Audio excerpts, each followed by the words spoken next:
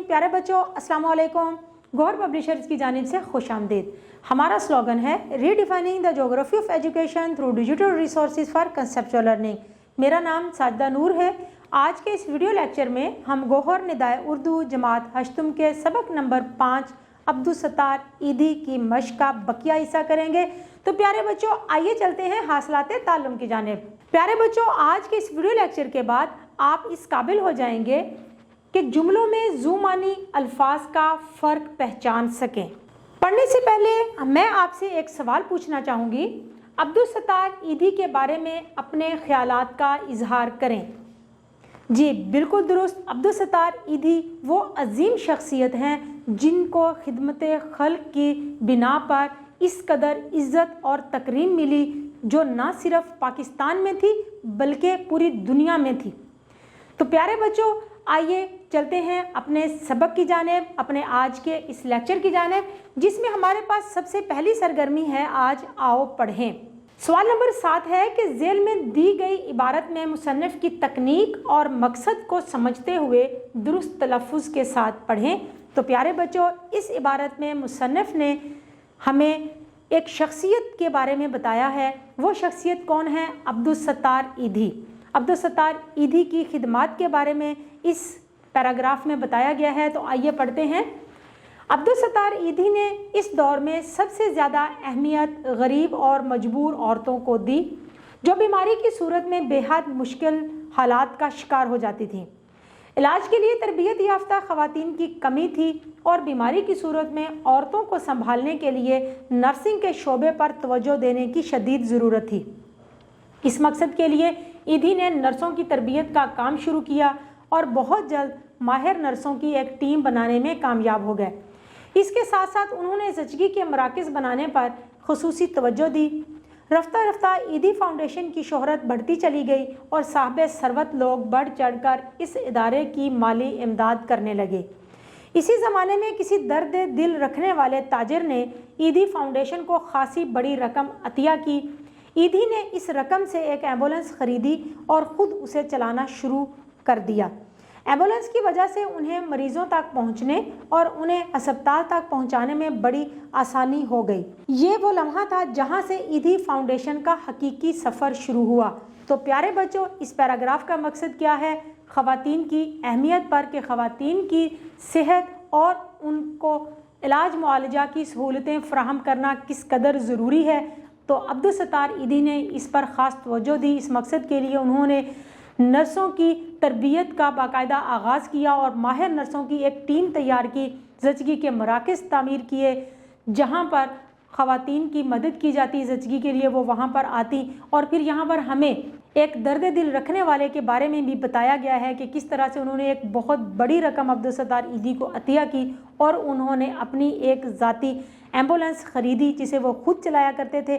और इस तरह से ईदी फाउंडेशन में ईदी एम्बुलेंस की सर्विस का आगाज़ हुआ। तो प्यारे बच्चों, आइए चलते हैं अगली सरगर्मी की जानिब, जो है आओ लिखें। इस सरगर्मी में हमने करना क्या है कि अपने उस्ताद मोहतरम की रहनुमाई में अब्दुस्सत्तार ईदी की खिदमात के मौजू पर 200 अल्फाज पर मुश्तमिल एक मायारी और जामे तकरीर लिखें। तो प्यारे बच्चों, यहाँ पर आपने एक तकरीर खुद लिखनी है। उस तकरीर का मौजू क्या है? अब्दुस्सत्तार ईदी की खिदमात। कम से कम 200 अल्फाज पर एक मायारी तकरीर हमने लिखनी है। प्यारे बच्चों, एक अच्छी और मायारी तकरीर के लिए सबसे पहले हमने आगाज़ करना होता है एक शेर से। तो आइए शेर से तकरीर का आगाज़ करते हैं। दर्द दिल के वास्ते पैदा किया इंसान को, वरना अताअत के लिए कुछ कम न थे करो बयां। मुअज़्ज़िज़ सामीन, अब्दुस्सत्तार ईदी वतन अज़ीज़ का एक बहुत बड़ा नाम, जो शायद दुखी इंसानियत की खिदमत के लिए ही पैदा हुए थे। उन्होंने इंसानों की खिदमत को ही अपनी ज़िंदगी का मकसद बनाए रखा। बिलाशुबा आप जैसे इंसान दुनिया में खाल खाल ही पैदा होते हैं, जो रंगो नस्ल से बालातर होकर इंसानियत की मिसाली खिदमत करते हैं। शायद ऐसी ही हस्तियों के लिए अल्लामा इकबाल ने कहा था, हज़ारों साल नरगस अपनी बेनूरी पे रोती है, बड़ी मुश्किल से होता है चमन में दीदा वर पैदा। मुअज़्ज़िज़ सामीन, अब्दुस्सत्तार ईदी ने सही मानों में ख़ुद को गरीबों और बेसहारा लोगों की मदद के लिए वक्फ़ कर रखा था। ایک جانب وہ صاحبان تھے جنہیں اپنا اور اپنے اہل و عیال کا پیٹ اور تجوریاں بھرنے سے فرصت نہیں ملتی، دوسری جانب عیدی صاحب تھے کہ جب ہمارے بے حس معاشرے میں رہنے والے سنگ دل لاوارث بچوں کو سڑک کے کنارے پھینک رہے تھے تو انسانی ہمدردی سے معمور عبدالستار عیدی ان لاوارثوں کے وارث بن کر انہیں سامان فراہم کر رہے تھے۔ جب ملک کے طول و عرض میں دہشت گردی کے بل پر لاتعداد افراد سے جینے کا حق چھینا جا رہا تھا، اس وقت عیدی ایمبولینس سروس لوگوں کی اکھڑتی سانسوں کو بحال کرنے کی کوششوں میں مصروف تھی۔ جناب صدر، لوگوں نے یہ بھی دیکھا کہ یہ دنیا جب کبھی یتیم بچوں کے لیے تنگ ہوتی، ان کا جینا دو بھر ہوتا، تو کہیں نہ کہیں سے عیدی صاحب کا دست شفقت ان کے سروں پر پہنچ جاتا۔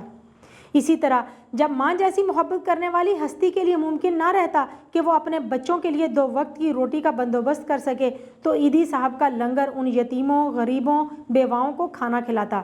کسی خاتون کو اس کا شوہر گھر سے نکال دیتا یا ضعیف والدین کو اولاد در بدر کر دیتی تو عیدی کے شیلٹر ہومز کے دروازے ان پر بغیر معاوضہ کے وا کر دیے جاتے۔ ایسے لوگوں کے لیے ہی کہا جاتا ہے کہ ڈھونڈو گے گر ملکوں ملنے کے نہیں نایاب ہیں ہم۔ معزز سامعین، عیدی صاحب نے انسانوں کی اتنی خدمت کی کہ وہ تمام انسانیت کو اپنا مکروز کر گئے۔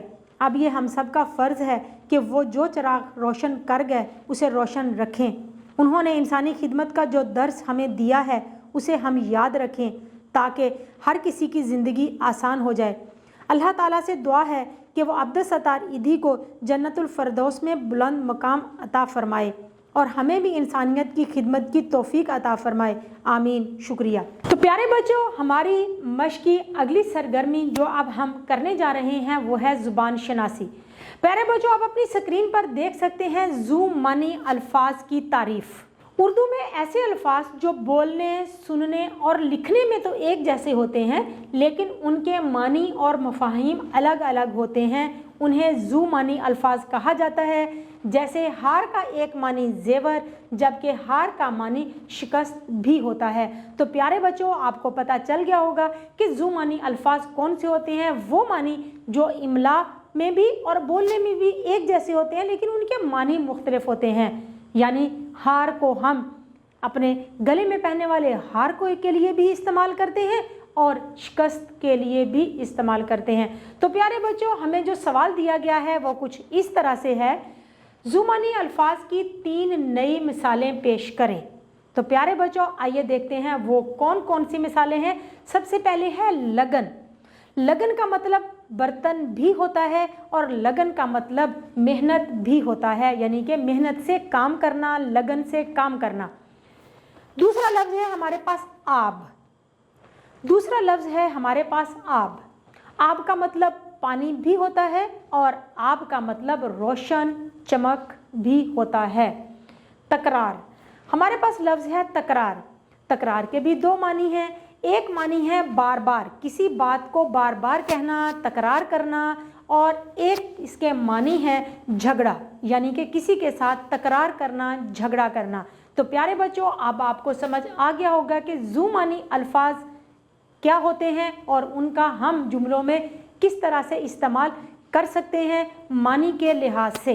پیارے بچوں، امید ہے کہ آپ کو آج کا یہ ویڈیو لیکچر بہت اچھی طرح سے سمجھ آ گیا ہوگا۔ اپنے سبق کو دہرانا مت بھولیے گا۔ انشاءاللہ اگلی ویڈیو میں اگلے لیکچر کے ساتھ پھر ملیں گے۔ تب تک کے لیے اللہ حافظ۔